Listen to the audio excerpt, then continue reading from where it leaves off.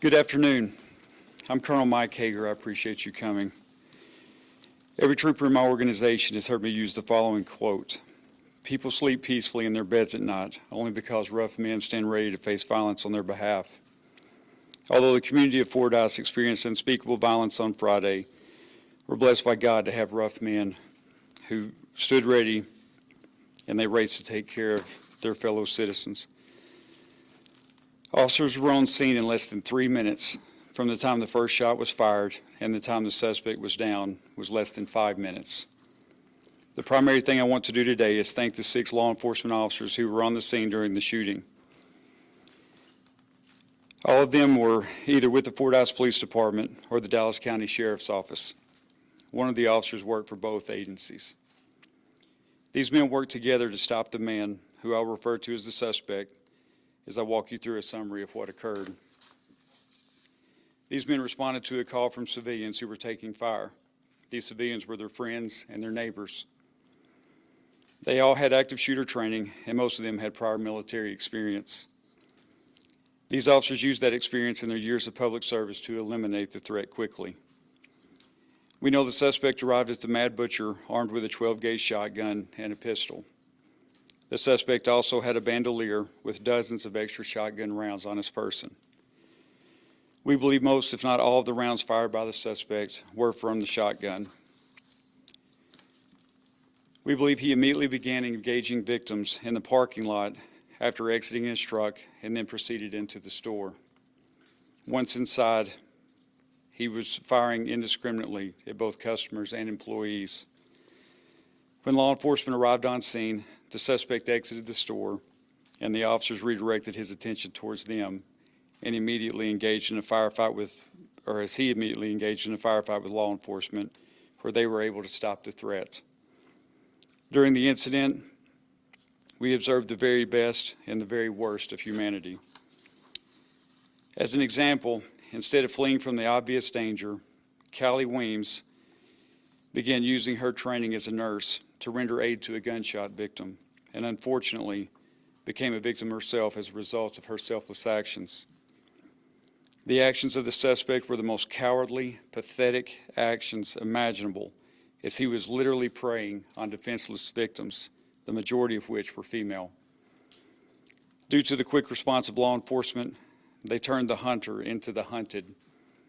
These officers range from a police officer who has not even yet attended basic law enforcement training to the Dallas County Sheriff Mike Nadel, who has almost 40 years of law enforcement experience. These officers literally and intentionally put themselves between the suspects and defenseless citizens. Their actions were nothing short of heroic. After the threat was neutralized, they immediately began rendering aid and coordinating medical attention and the evacuation of the injured. At this time, the suspect's motives are unclear, and that's obviously going to be a focus of our investigation. Right now, our priorities are twofold. The first being the successful prosecution of the suspect and making sure he's held accountable for his despicable actions. The second is to ensure the community of Fordyce and the citizens of Dallas County receive the support and prayers that they so desperately need. Please understand that there may be some information we cannot release at this time because we want to protect the integrity of the investigation. The Department of Public Safety Wellness Unit was immediately deployed to provide support and counseling services to the law enforcement personnel involved and to the family of the victims. We've had dozens of special agents from the state police and troopers from the Highway Patrol Division that have worked tirelessly in support of the Fordyce Police Department and the Dallas County Sheriff's Office. We've also received support from many other law enforcement agencies, to include our federal partners, that have offered any assistance needed. I want to thank you to our media partners for your sensitive coverage of these events. We appreciate your patience and understanding as information trickles slowly in such a chaotic event. We ask that you continue to give the Fordyce community their appropriate space as they process these events. And with that, I'll take some questions. Yes, sir. You're with the Arkansas Democrat Gazette. Do we know if the suspect had any previous criminal history at all? I don't know specifically, but my understanding is his criminal history is very limited, if there's any at all. Thank you. Yes, sir. I think in the press release yesterday, There was we believe a Stuttgart police officer that arrived during the scene, or during the events, that did help render aid to officers and other victims at the scene. And he was one of the officers that was shot? Actually, no, he was not. There's going to be a press release that will update that information. I believe that during the chaos of this, the wrong information was released on the identity of the second officer that was injured, but it was not the Stuttgart police officer. Fordyce with the 92.7 FM in Camden.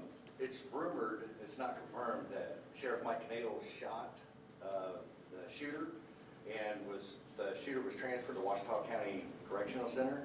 Is it because that Sheriff Knadel shot the suspect that it would be a conflict of interest, or to be more transparent, to keep him in a different jail system, and the event that something happened, that they would question what would happen to him versus putting him in neutral territory? Is that Right.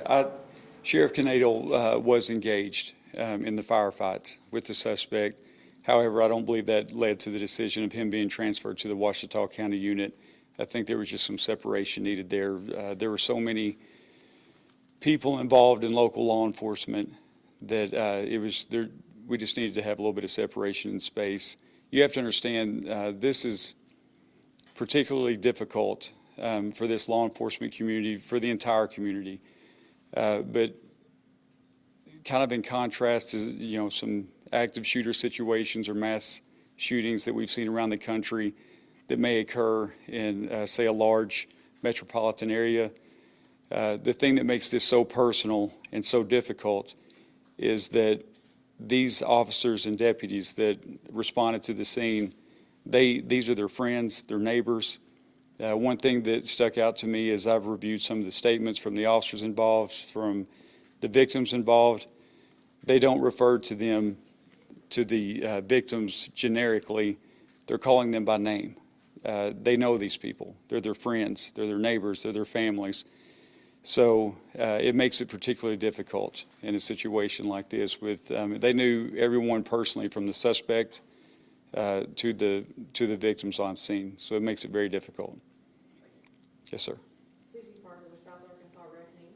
I live in South Arkansas. There's an ongoing rumor that was multiple shooters. Can you confirm definitely there was only one shooter? Yes, ma'am. There was only one shooter. Thank you. Yes, ma'am.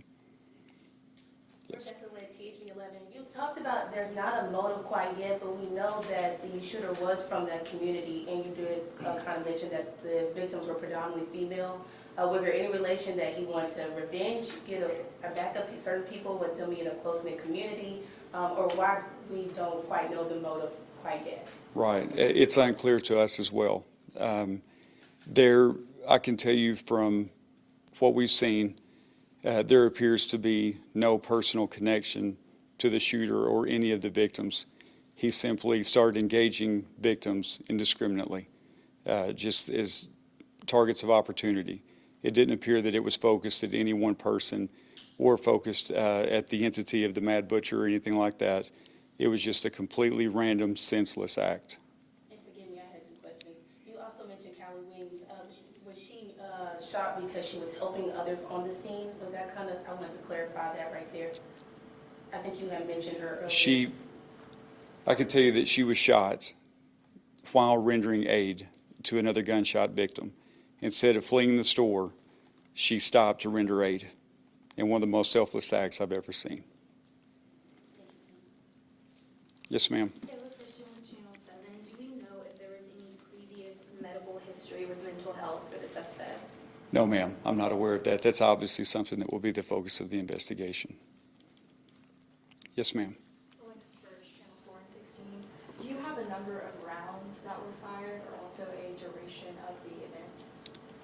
We know from the 911 call until the radio call that the suspect was down was less than 5 minutes. As far as the number of rounds, I would just say dozens were fired. And on that note, can you say what kind of ammunition was used? That's going to be part of the investigation, but it appears that the majority of the rounds fired by the suspect were buckshot. Yes, ma'am. Channel 7. Do you know if there's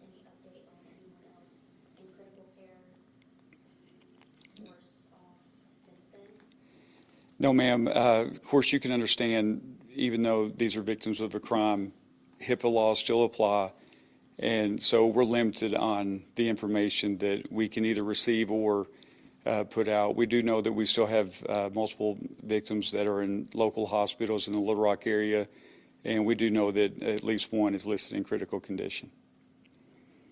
Yes, ma'am. Okay, so a lot of the actions taken by law enforcement has been described as heroic. Are you able to detail at all what kind of went down or what their response was? You know, just the fact that they literally position themselves between the shooter and helpless victims.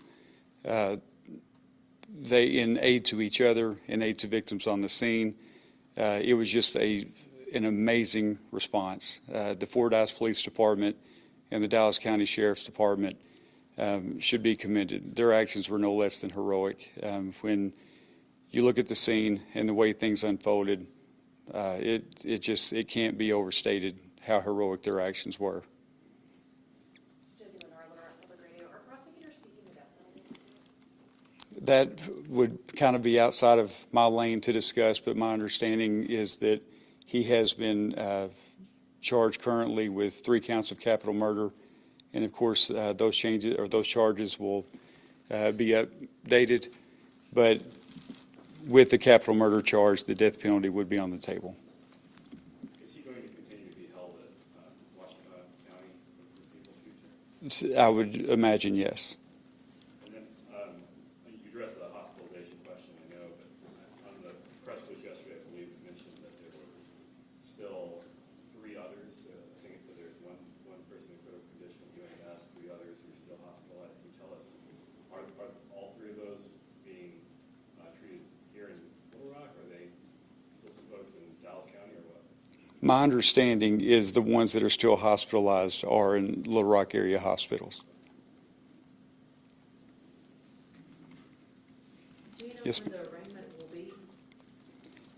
be? No, ma'am, I do not. I believe that there has been some type of first appearance hearing that has taken place, but as far as the actual arraignment or any other court proceedings, I'm not sure on that.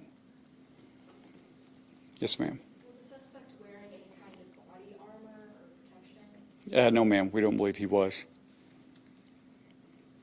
Yes. Have you all been able to obtain any surveillance footage or anything to find out exactly when it started?